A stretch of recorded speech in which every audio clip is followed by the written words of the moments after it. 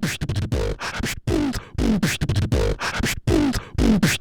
we're going to bypass the big national headlines, the grand economic policies.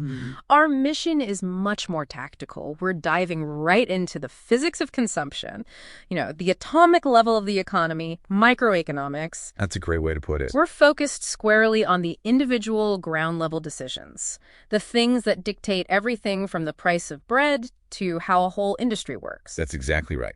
Microeconomics, at its core, studies the behavior of specific entities. We're talking about the individual shopper, a small business, or even a huge corporation. And how they make choices. And how they all make choices about allocating limited resources. I think what's crucial to grasp is that the primary goal here is figuring out how to get the right stuff to the right people. With the least amount of waste. Precisely. Using the fewest wasted resources possible. That's what resource distribution efficiency really means in plain language. So what is it that keeps all those transactions, all those choices? What keeps them moving? It's a constant interaction. Right, between households and businesses.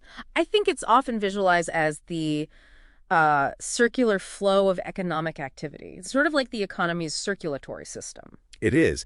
And thinking of it as a continuous loop really helps clarify the mechanics. Let's take a simple example.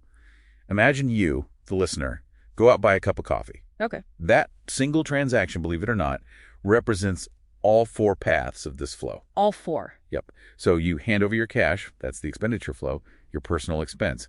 The coffee shop gets that money, which for them is the money flow, their revenue. I get the coffee. You got the coffee, that's the product flow.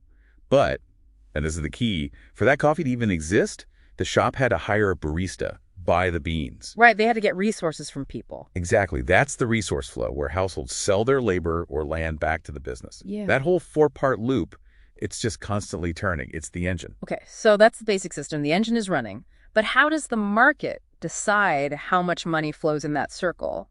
That gets us to price, right? It gets us to price, to supply and demand.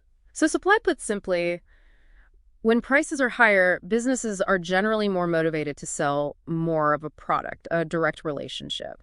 But demand is the opposite. As a consumer, you generally want to buy less of something as the price goes up. Which raises the big question. When do those two conflicting pressures actually settle down? And that's equilibrium. That's market equilibrium. It's Yeah. that critical point where the pressure from sellers to charge more perfectly balances the pressure from buyers to pay less.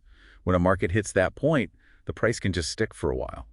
But it's rarely that simple, of course. There's some real nuance here, which is where it gets interesting. Let's talk about elasticity. Right. Elasticity just measures how sensitive supply or demand is to a change in price. I mean, if you raise the price of something and people just immediately stop buying it, that product is elastic. Okay, so what's an inelastic product then? Well, if you raise the price and people barely change how much they buy, think essential medication or, gasoline, that product is inelastic. And governments know this. Oh, absolutely. It's a huge insight for policy.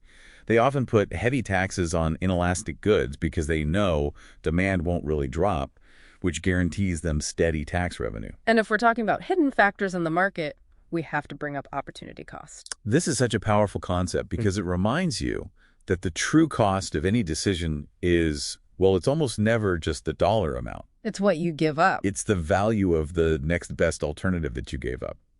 If you spend an hour listening to this deep dive, the opportunity cost is the value of the hour you could have spent working or relaxing or doing laundry. It forces you to account for the missed opportunity. So where do we see all these mechanics playing out in the real world, day to day? Literally everywhere. Think of a tech company trying to price a new smartphone. They're absolutely analyzing the elasticity of demand. They're asking, if we charge $100 more, how many fewer phones will we sell? That calculation is everything. And this plays out on a bigger scale, too, in terms of how whole markets are structured. It does. I mean, you have a few different structures.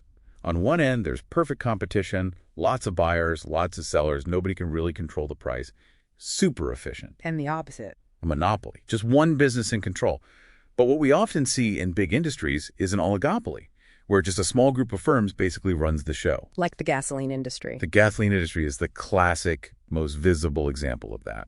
So if we pull it all together, the key takeaway is that microeconomics really shines a light on these critical individual decisions. The supply, the demand, the true costs, and understanding them helps predict how markets react. It does. And since microeconomics shows us that cost is so much more than just money, that the true cost includes that opportunity cost, it leaves you with a really interesting question to think about. Go on. Well, if you really understand opportunity cost, how does that change the way you evaluate things? Not just your shopping choices, but how you choose to spend your most limited, most valuable resource of all your time.